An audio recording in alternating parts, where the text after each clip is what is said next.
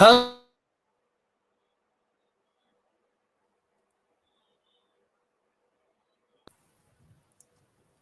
There we go. The mic's not working now. I knew that happened. I told you, didn't I, Josh? Yeah. Hello, everybody. Welcome back to Gooner Gathering.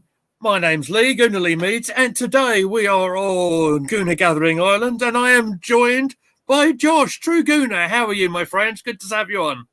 Yeah, I'm very well, thanks, Lee. Pleasure to be on here. Obviously, I've been watching this desert island as well, and it's a fantastic idea, and I've seen so many great guests you've had on it as well. And I'm privileged to be here, man. I'm privileged, to be on here as well. So thanks for having me on, man, as always. Thank you very much. No, it's a completely original idea as well, so it's not definitely been stolen by anybody at all. So that's the beauty of it. Subtle wink to my broadcast partner, Posh Bertie there. So let's get into it. If people haven't watched this before, what we are going to do, me and Josh are going to talk through 3 matches that he'd like to bring to him on this supposed Gooner Gathering Island where we've got this sort of telly that operates on solar powered. We've got this DVD player that works somehow. Doesn't matter. It's all fun. And what we're going to do is talk through these matches that you'd want to rewatch in complete isolation, and we'll have a few other little bits and pieces along the way. So let's get into it. Before we start, let's talk to people who don't know you. Let's say, tell us a little bit about your channel, when you got started.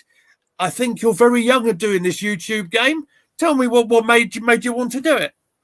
Yeah, so firstly, guys, as you see, my name is Josh. Channel name's True Gooner. I started, very young, as Lee rightly said, 3 years ago. I'm currently 16 now, so I was around 13.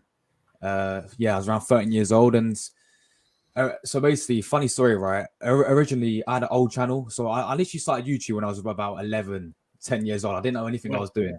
I had an old channel with 100 and something subscribers, and it was a mix of everything, gaming, a bit of Arsenal content here and there. Then I got terminated because I was too young to be on YouTube. I think that you got to be like 15 or, there's a minimal age requirement to be on YouTube, obviously. And they terminated me, and like, honestly, I was fuming. I was very, very angry. And I you know what? I think I'm always a believer in saying everything happens for a reason. And I think if I never got terminated, I generally don't think I'll be here today where I'm currently at with my channel right now. So I look back and I think that was the best thing to happen, because that made me ultimately go and start this channel, True Gooner, and focus everything, put all my eggs in one basket to do Arsenal content. And we're here today. So yeah, basically, 3 years ago, I just literally started this channel, True Gooner, and my main purpose was just to base it on Arsenal and football content. And what I would do is I'll just, after every single match day, I would do like match reactions and match reviews, basically giving my thoughts and having my say on Arsenal. And at that time as well, when I first started, I wasn't allowed to do live streaming because, again, I was like too young to do live streaming. So I was just doing like pre-recorded videos every single day, and those pre-recorded videos, they got me to around 1,000 subscribers. And then finally, as soon as I turned 15, 16, I was eligible to do live streaming, and ever since then I've been doing daily live streams, daily content, literally everything to do with Arsenal. And honestly, what got me started, I just think, obviously, I had other inspirations from other Arsenal fans who was out there, like the likes of AFTV as well. I was always inspired in what they was doing, how they're giving, fans a say and having, their opinion. I sort of wanted to follow suit, but on my, like, independently, sort of give my own platform and address my feelings on Arsenal. And yeah, I just continue doing it, man, because I absolutely love it. I absolutely love doing this YouTube, because not only it's good for myself, it boosts my confidence massively, but to meet other people as well on here. For example, like I've met you from YouTube. I've met so many other great people from YouTube, and we can all collab together. And I think that's the beauty of it, is you can get so many different people on your channel, and there's so many different opinions and all that stuff. So yeah, I'm currently set at 5.4K subscribers. Been doing it for 3 years, and I'm going to definitely Nice. continue it. Yeah, I'm going to definitely continue it for as long as I can, really, because who knows how far I can take it. But yeah, man, that's basically how I got started. Really young age. I'm still very young, to be honest. Like 16 years old. I'm still in like college and all that stuff. I just done my GCSEs, so yeah, I'm gonna keep going with this, man. Scary times, GCSEs. I remember these very well. It is, man. Long time ago for me, though. But yeah, look. Anyone who wants to start a channel or interested in start a channel, just go for it, guys. Yeah, just go for it, because what I will say, this is very hard work. It requires a lot of discipline. You've got to be very consistent as well. But trust me, I've personally really enjoyed it, and it gives me, say if I'm having like a rough time, I can come on to YouTube, and it makes me feel so much better. Just making the videos and talking to my audience. So yeah, that's pretty much how I got started, guys. Absolutely fantastic. No, you're absolutely right as well, mate. You're absolutely right as well, because so I've been doing this. You know what? I'm nearly on the 2-year mark. I mean, the channel Gooner Gathering's just had its year anniversary. I debuted last January on deadline day, the day Aubameyang cleared off. On the other channel, Cannon Chat, if you recall. And it's so much fun to jump on these things, and having a bit of freedom, having your own channel and having your own sort of schedule is so important. I wish I could do more, but obviously I have full-time job and other issues as well that I have to do. But it's a great little outlet, and yeah, definitely encourage anybody who you all have a voice, and you're all entitled to use it, and that's what this platform is all about. So let's get into match number 1, shall we? What are we taking out of the archives and watching for a bit of comfort, mate? What have you got for me? I think there's only one place to start for me, and it has to be my first ever Arsenal game that I ever went to. So this was 2011-12 season. I was 4 years old. And my dad was a mad Arsenal fan. And he took me to my first ever game at the Emirates. We beat West Brom 3-0. Van Persie had an absolute masterclass of game. He scored a fantastic goal. Got 2 assists as well. He assisted Thomas Vermaelen, sorry. And also Mikel Arteta as well, funny enough, scored in the game. And we ended up beating them 3-0. It was mid-season, like November time, I'm pretty sure. But no, I think that's the best place to start. That was my first ever Arsenal game, that I ever witnessed at the stadium. I was very young, of course. I was 4 years old, and but I remember the exact where I was sitting. I was like right in the clock end as well, and honestly, it just gives me that. Looking back at it now, that nostalgic feeling every time I go to the Emirates. Just that build up when you. Even when you're traveling to the Emirates, it's like you get the butterflies and you get that excitement in you. When you walk into the stadium, and yeah, I think going back to that time, as I said, my dad was the one which is probably the reason why I support Arsenal, because he was the one who got me supporting Arsenal. He was the one who got me into football in particular, because it's a very fun fact. Obviously, my granddad was literally a Tottenham fan, so I could be here, right? And if my dad chose Tottenham, I could be here supporting Tottenham. And if you chose Spurs, yeah. But luckily my dad chose Arsenal, and yeah, it was him. He pretty much got me into Arsenal, and we went to many games, saw the Invincibles as well. And yeah, told me all about that. And yeah, look, that was probably so that was my first game ever. I think I ever watched as well as went to as well. So I think that's the best place to start, Lee, is where it all started for me and supporting Arsenal. Was there that Premier League game? Yeah. Yeah, Premier League game. Yeah. Cool. So you mentioned sort of going up and you get the butterflies going up to the stadium, and your first impressions of going in to the stadium and seeing going through the concourse, seeing the pitch level and everything like that. Tell me, so do you have any sort of memories of going in there first time, and tell me your feelings about that? Going to the Emirates first time. As I said, the butterflies you get. I mean, when I first went to the Emirates, it just that you can't believe, obviously, because I never saw Highbury. I wasn't born in time to see Highbury, but the Emirates is enormous. Like, I couldn't believe it. I mean, I obviously looked at pictures before, right, and it doesn't do it justice of how big it actually is. You can walk around the whole stadium. It's just insane. But yeah, honestly, that feeling was when it just felt so surreal. Obviously, I was very young, so I remember bleaks of it, and obviously I've been to Emirates so many times since then.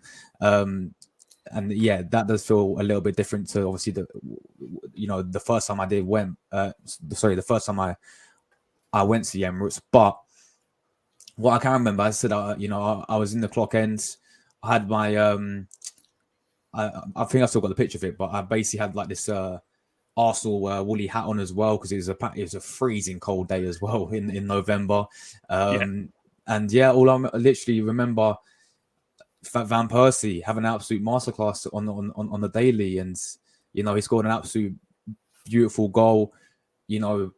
Provided 2 assists as well, and even Arteta scored as well, and obviously now he's our manager. But yeah, it's funny, isn't it? How things work out. Funny, it's very funny how it works, isn't it? But it was very surreal, man. Yeah, absolutely. I'll tell you a little story that I can tell you. When I started following Arsenal, I would have been a little bit older than you were. I think I might have been about 13 or something like that. And I remember even the travelling up, and it was my first game was at Highbury, and just sort of approaching going through the turnstiles, and just you're looking around the place, you see the artwork around. I went past the live band. I distinctly remember this, and just to be absolutely blown away by the whole scenario, the whole scene of it, and then to get into the seats, watching the game live, and just you're absolutely overwhelmed. I don't think it was the greatest game I ever watched. Actually, I think it might have been a 0-0 draw against Aston Villa, but the whole match day experience was amazing. Yeah. And some of them recurring memories sort of go past as you I like going paying respects to the old girl before going to the Emirates. So it's been a little while since I've been up there, but I do like to go see the old place and just like just brings back a few old memories and stuff like that, But all right, let's move on. Let's talk about, there might be a film or a television program, a series perhaps, that you might have watched a lot, which might mean a lot to you. What would you like to burn on this DVD? I think it's going to have to be one of my favorite series of all time. It's called Prison Break. I don't know if you've ever seen it. Prison Break. A little bit anyway. I've heard of it. Yeah, Prison Break for me has got to be one of the best I've ever seen. Basically, if no one's watched Prison Break, I suggest you go and watch it. It's unbelievable. I mean, it's a very long series. I think it's about 5 seasons. The first season's got about 23, 24 episodes. So yeah, but basically, guys, if you haven't watched it, I'll give you a quick backstory on it. Nice. So it's this guy called Michael Scofield. He's like the main character, and his brother basically got wrongly accused of murder. Like he pretty much apparently was wrongly accused of killing the vice president of America, right? And obviously he got sent life to prison. Where he's gonna go in this chair and get executed and all that stuff. And obviously Michael Scofield, his brother, actually thought he's innocent, of course. So he actually, went into prison. He literally robbed a bank on purpose to go to prison, to go in the same prison as his brother, to basically escape him and his brother out as well. And literally it was a whole build up of that. And this guy called Michael Scofield, guys, he's a genius. Yeah, this guy is basically had a whole tattoo of the prison printed out on his body, on his back. He had a whole map of the prison, everything. His whole plan to get his brother out was on his body, pretty much, full of tattoos, right? And none of the guys obviously caught onto that. But no, he was an absolute genius, and I ain't get spoiled too much if you guys do want to go and watch it. But that is for me one of the best I've ever seen.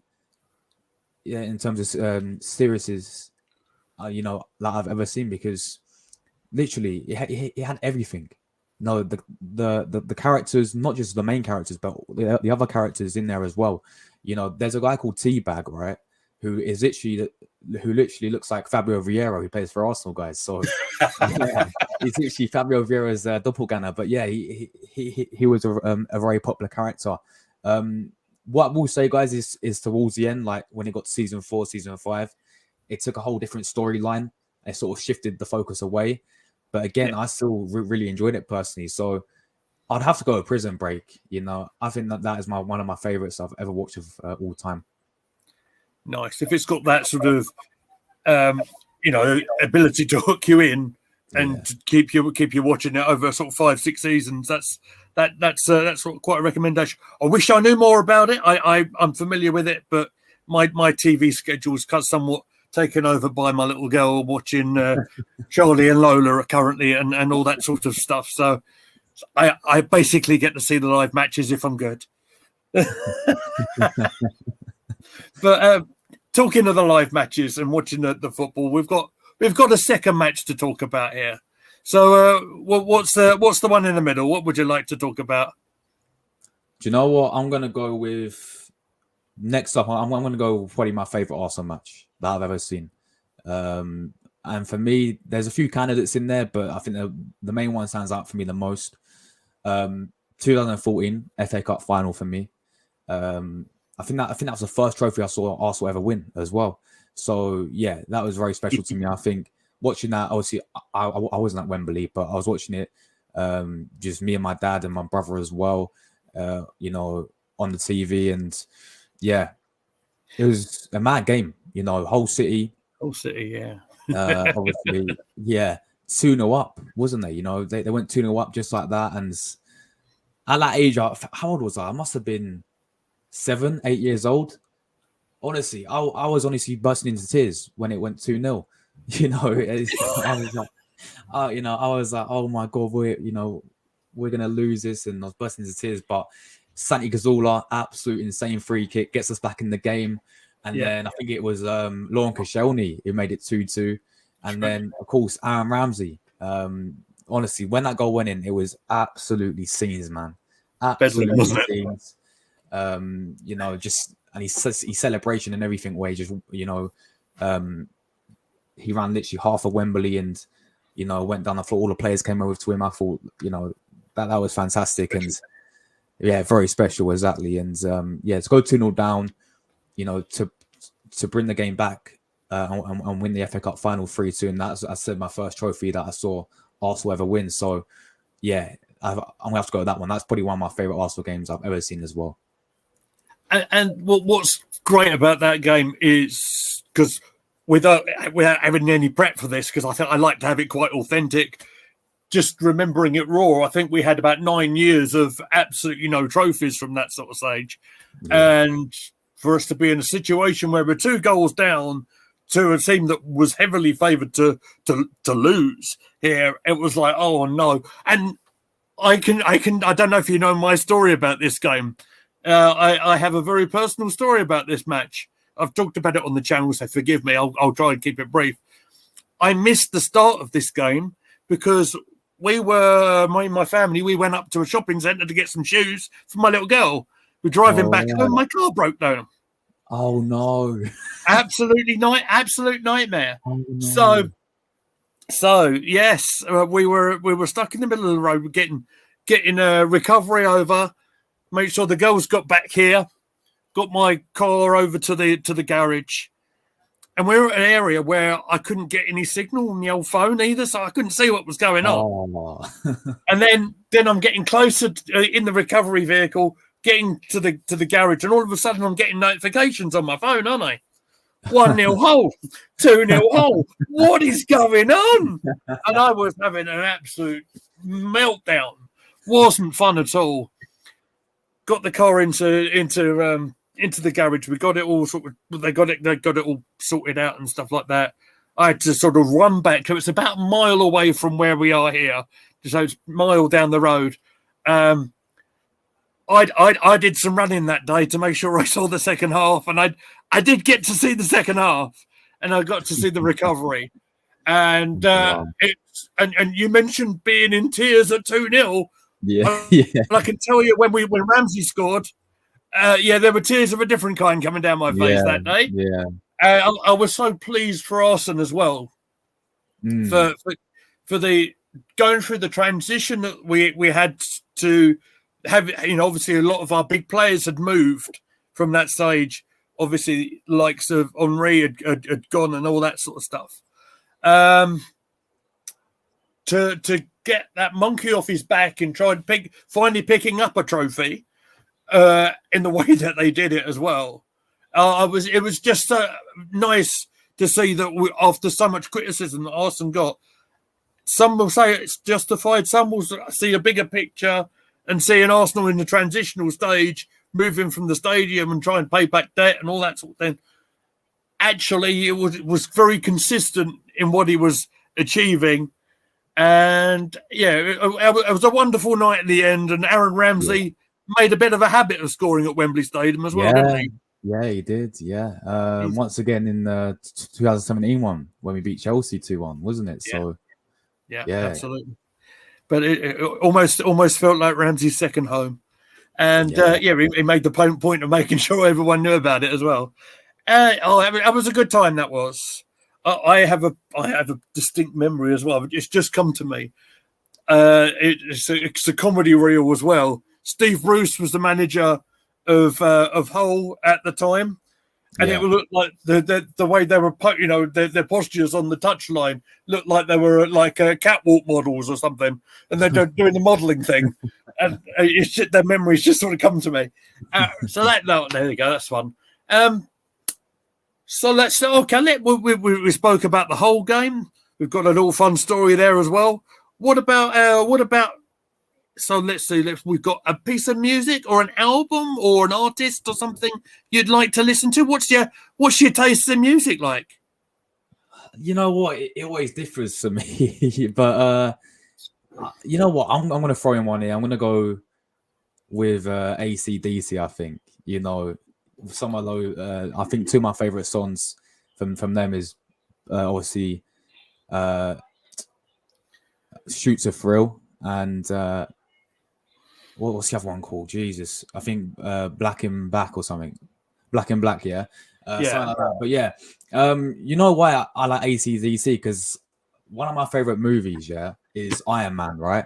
And obviously his main soundtrack is from AC/DC.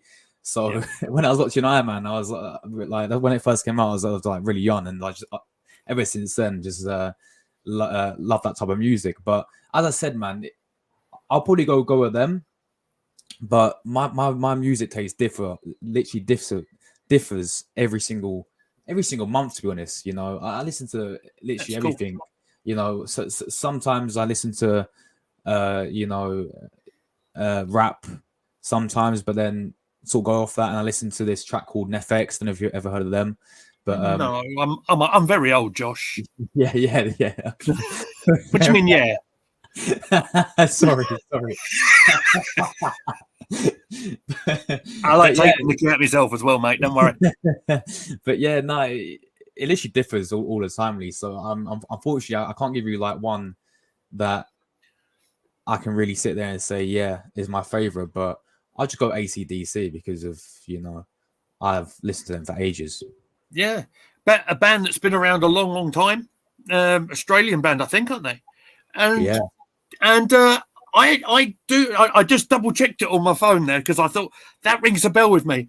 There's a banging tune that I really like that coincides with me and Posh Bertie's love of the wrestling. Highway to Hell is one of the tracks. Yeah, And, Highway to Hell, yeah. And it was used as one of the backdrops, if you like, for a pay-per-view. And that really stuck out in my head. I just double-checked it.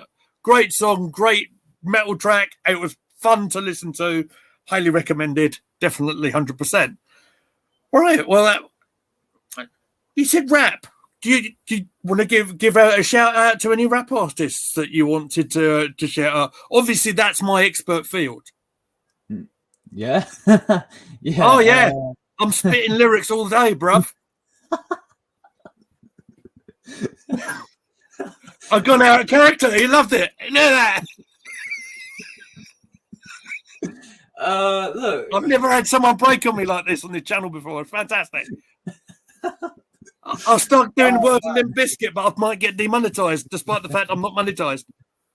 Look, rap for me, I listen to it occasionally. I'll say I'm quite a big fan of Drake. I'm sure you know Drake, right? Yeah, Drake. I'm a big fan. I'm quite a big fan of him. You know, sometimes Stormzy as well. I know he's massive in the UK, but yes, I like Stormzy's music as well. But yeah, I'll say the main one I listen to when it comes to rap is got to be Drake for me, man. I think that's probably my favorite. Yeah, mine too. Yeah. I'm a big Snoop Dogg fan. That's my G. Oh, Snoop Dogg, of course. Yeah, how can I forget him? Yes. No. I'm changing my mind. Snoop Dogg. Yeah, Snoop Dogg. 100%. Absolutely.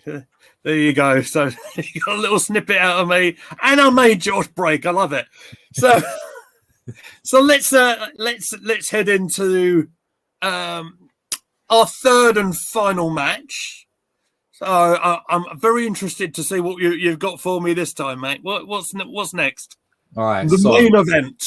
The main event for me is not Arsenal. It's going to be my country. So if you guys don't know me, I'm half Italian, right? My dad was born in Naples, along with my nan, of course. Then he moved to England when he's about 3, really, really young. But yeah, he's born in Naples. So half my family is Italian, and obviously the other half is English. So when it came to supporting England or Italy, you see the shirt in the background. I chose. I had noticed it. I chose the Italians, and literally, I've got an Italian passport and everything. So, yeah. Why did I choose the Italians over England? I think because, to be honest, I know it sounds a bit like glory hunter, but I mean, Italy actually win trophies. Yeah, true.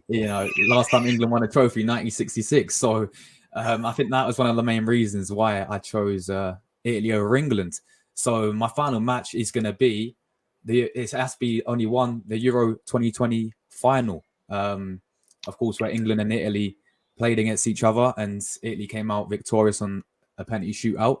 As we know, England took the lead in the first 3 minutes from Luke Shaw, and to be fair, the whole of England erupted at that point. When Luke Shaw scored, and then obviously, I think after that we controlled the game a bit more. Second half, we came back from Bonucci as well, and that I always play that video. When he celebrated, saying "It's coming to Rome, it's coming to Rome," because obviously England fans like to say it's coming home, and I thought that was class. But yeah, he got us back in the game, equaliser.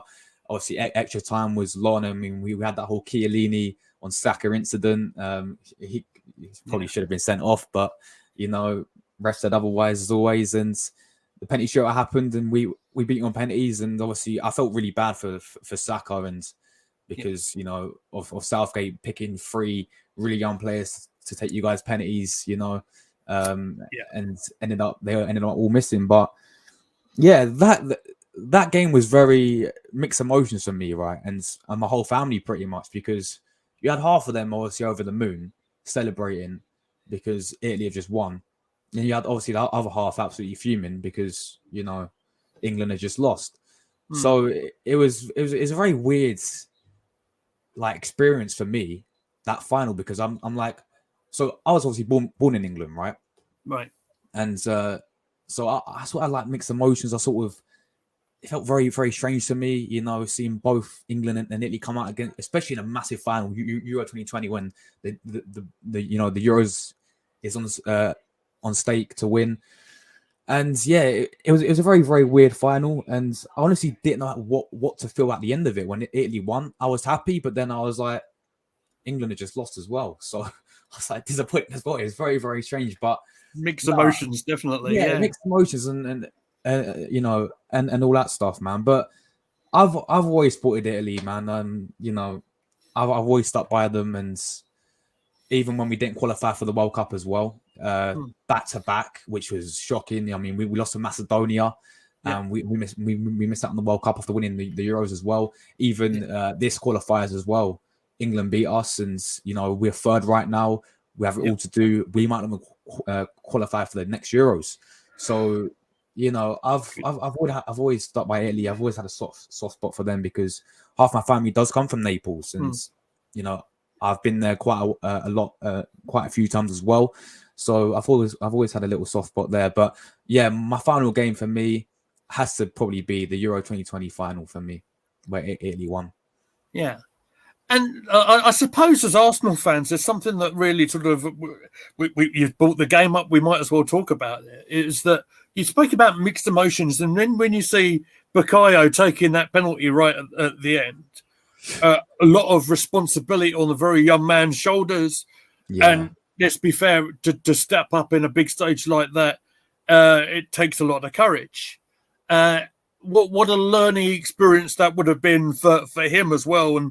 And obviously, we all know what happened following that. But the strength of character for Bukayo to move on from that, and then I've even said it doing the live games and stuff like that. When you see, you have, I think I remember. I think we were covering the game where I think it might have been against Liverpool. I'm not sure, but when he stepped up and I said, "Saka's taking this," and the guts of that man to show and the maturity and the way he plays the game with a smile on his face is outstanding.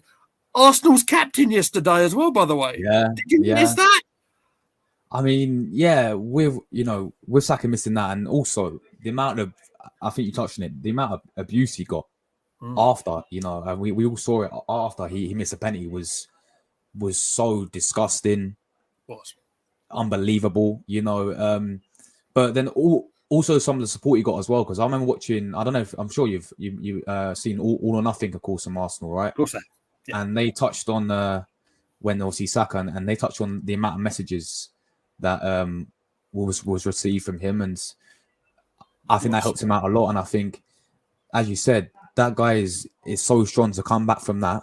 So on a big stage where the whole country's, they're all eyes on you, to score that penalty. He missed it, but to come back now and look at him now, bro. Yeah, as you said, he's our captain. Against Sheffield United, right? Every time this guy steps up now to take a penalty, he's full of confidence.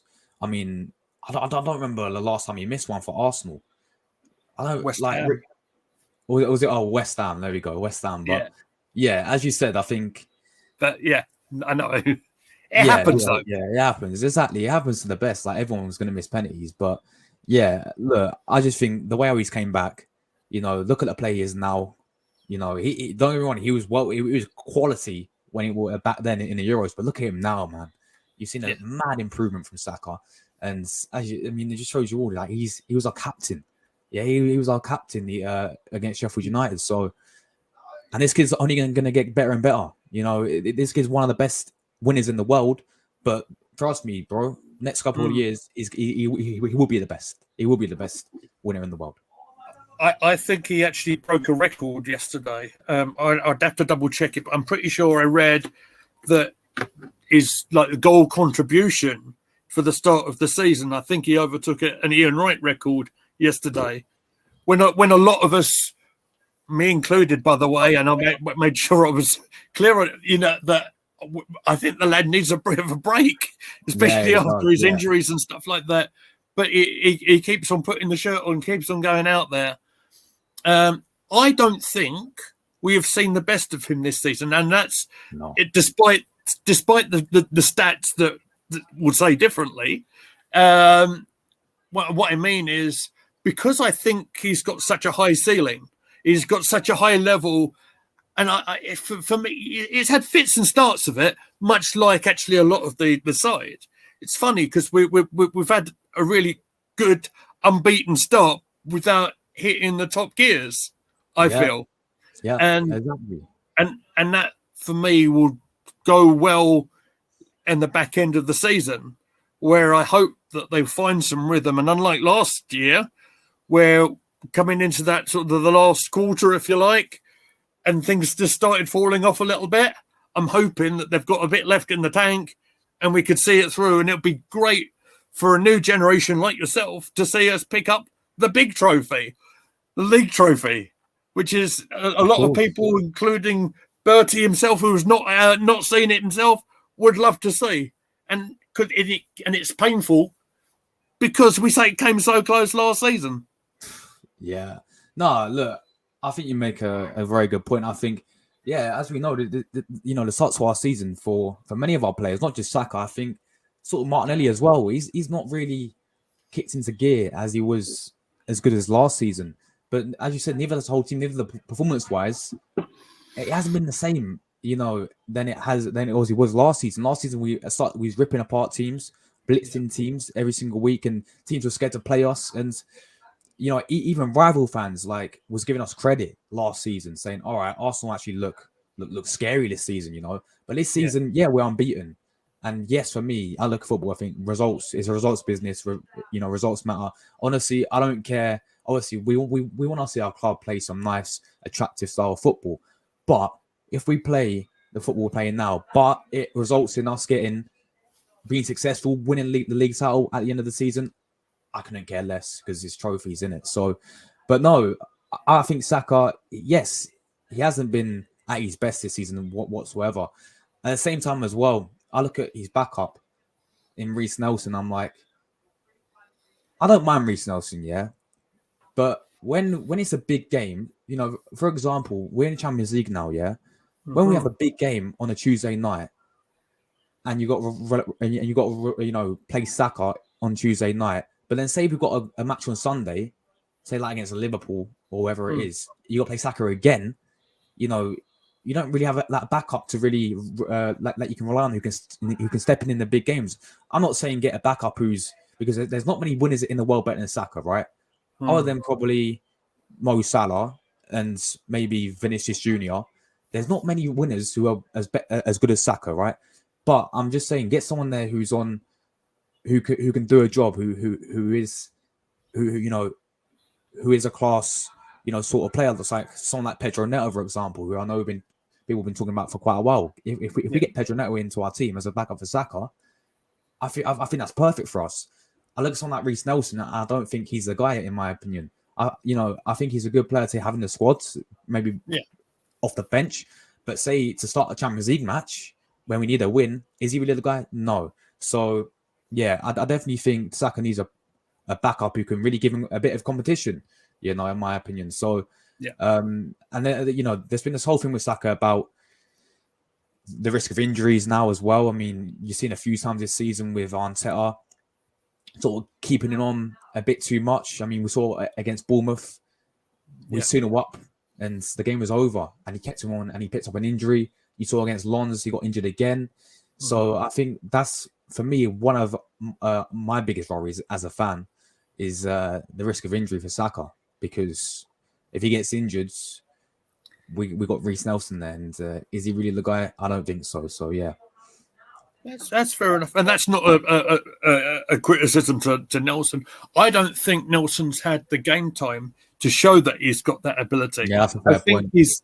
I think he's had little snippets. We've seen little cameos of what he can do, but I don't think he signed his new contract just to sit on the bench.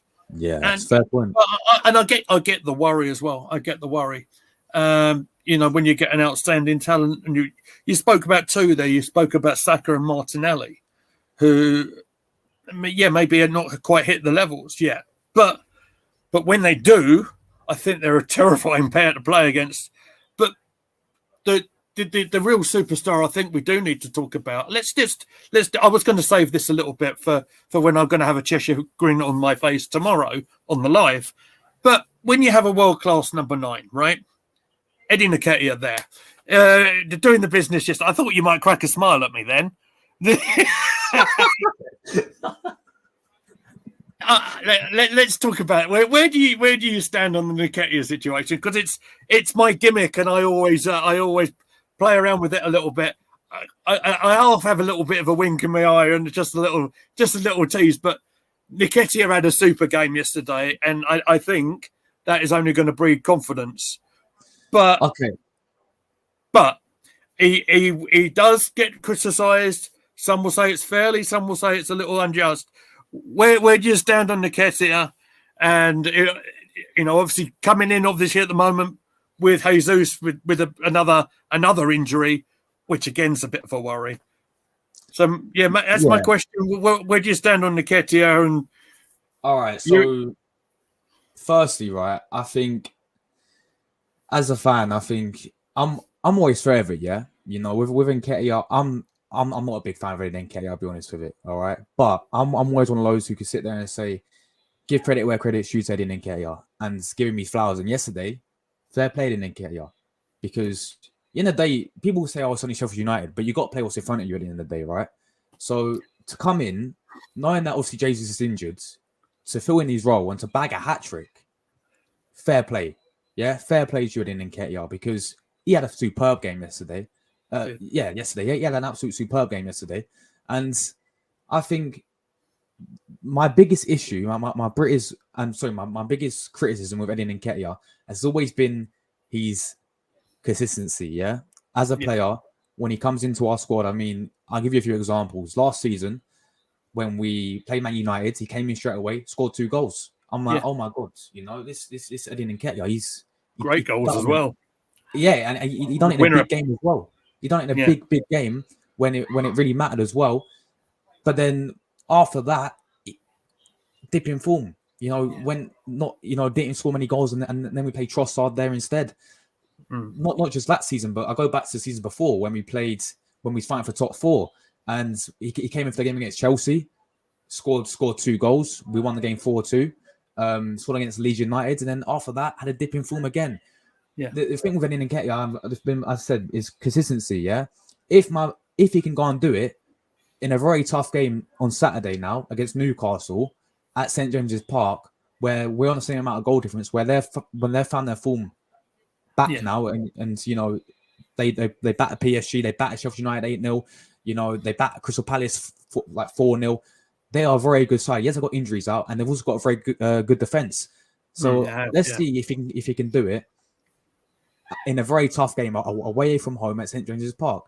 Okay, so that's what I asked for from Eddie Nketiah is consistency. Yeah, consistency for Arsenal Football Club. And then I'll sit there and hold my hands up and I'll say, fair play, prove me wrong. That's all I want him to do, is prove me wrong. Because I've always been a big critic of him. I've always said I don't think he's good enough for Arsenal. I've always said we need a new striker. But I'm always up for holding my hands up and saying, fair play, I got it wrong. So for me, right now, I give credit where credit's due to Eddie Nketiah. Great performance on obviously yesterday, hat-trick and all that stuff. But let's wait and see what happens against Newcastle, because I've seen this story before, and I still think we do need another striker personally. Also, because Jesus is very injury prone as well. He's a great player, but he gets injured all the time. Let's be honest with it. So I do think we need another striker. I've always said it. Ivan Toney for me should be our next striker, in my opinion. A lot of rumblings on the Ivan Toney one. We'll see on that one in January. Just you said about consistency. I actually completely agree with you. There is a game before. It's the West Ham game in the Cup. I believe. Yeah. And what I'd like to see, you said the word consistency. I'd like to see Eddie play there. I'd like to see Emil Smith-Rowe play in that game as well, amongst others. I won't go too far into that because I want to do that tomorrow on the live. But to see, right, okay, you've had that massive performance yesterday. Let's see if we can go and do it again. and then we'll take the next game, and then the next game, and then the next game. Because when she set the bar, it's got to stay high. Yeah, Got to say, I'm so pleased for him yesterday. Not just for his achievement, just for the grin that's going to be on my face when we do the live tomorrow. And make sure we tune in. I believe we're going to be live 7:00 tomorrow. This is a pre-record. We're going to put this out after the matches today, and then we'll be live tomorrow, and we'll be covering the West Ham game live as well. The match days are always much fun for me and Bertie. Right, we'll wrap this up by including a luxury item. Have you thought long and hard about this one? What is your luxury item that you'd take with you to this fictitious island? Luxury item for me to take to this island for me. I'll be honest. I think it's gonna have to just be a football. You know, it's just gonna have to be a football because listen, right. When I, growing up as a kid, right, it's been football everything, football mad, football everything for me. So, I still play now. I'm actually professional. So, I'm still playing now, under 17 level. But yeah, I think it's gonna have to be a football because I've just been football mad ever since growing up, as a kid. Not just with Arsenal, obviously, I support Arsenal, that's my team, but, watching growing up, for example, Barcelona, watching El Clasico, watching prime players like Messi play with like Xavi, Iniesta, MSN with Neymar, Suarez, and Messi, of course.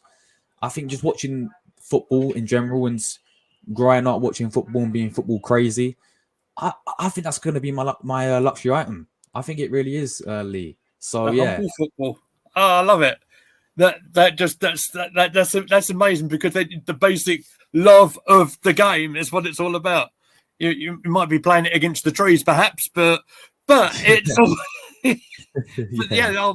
That's an amazing little thing. Obviously, that shows how much the game means to you. That's quite. I've got to. Oh, so you said you're semi-pro. I didn't know that. So what's your club then? Give your club a shout out. So my club's called Holbridge FC. We are currently step 6 in the football pyramid. So give it 4 or 5 years, we could be playing League 2 level if we get promoted every single year, of course. But yeah, no, literally, I had the chance to play in the FA Cup. Obviously, like the early qualifier rounds. Obviously, we got knocked out this year, but of course we got again next year. So I did have a chance to play in the FA Cup. I came on obviously because I'm more like a reserve and I play for the youth team most of the time, but I did get a 10-minute cameo for the FA Cup. So yeah, literally Holbridge FC. If anyone watching knows a team called #United, a guy called Spencer FC, he's got a crazy following on YouTube. That's his team, and we basically played against them last year as well, and it was all filmed and everything on their channel, so you can go and check that out. But yeah, that's the team I play for, Holbridge FC. I've been playing for them for 6-7 years now as well. So yeah, currently semi-pro. What position do you play in? I'm a left back, which is why one of my favorite players is Kieran Tierney. Unfortunately, proper left back. Yeah, left back. I'm a left back. Yeah. Fair enough. No, I said for Kieran Tierney, it's an often part of our discussion here. We see Zinchenko playing there at Arsenal, and it drives me bonkers because I see him wandering off, and he's like a lost puppy. He just wants to get involved. Yeah, I'm still baffled. About why we got rid of Tierney to Real Sociedad. I think people can have their opinions, and I think it's a fair point to say, he doesn't fit into Arteta's system and all that stuff because Arteta loves to play the inverted wing backs and all that stuff. But I just think having Tierney there, he's a quality defender, and this is what I was always told as a left back. Yeah, always your first job is to defend. That's what I always got told. Make sure that's your main priority, yeah, because you're ultimately led to defend. And then once you get the defense out of the way, you can focus on your attack and helping your attack out, you know. And with Zinchenko, defensively, I don't think he's great defensively, Lee. I really No. don't. And I think I always see this guy inverting obviously into the midfield. And funny enough, he plays midfield for Ukraine. So maybe that is his actual position. But having Tilly there, you know, he was quality defensively, going forward, overlapping, can actually cross the ball as well. He had everything a left back needed, and he was quality for us. And also he was a leader. I thought he's that type of guy who can grab a game by the scruff of the neck. And I was always one of those who said when a bandman got stripped of his captaincy, give it to Tierney. I always wanted to see Tierney as a future captain, but it doesn't look like it's going to happen now. Looks like it's unlikely we'll see KT anytime soon. I agree with you there, and that's unfortunate. But there you go. I think that will probably just about wrap us up. Do you know why? Because it's just gone past 1 o'clock, and the West Ham versus Everton's about to start.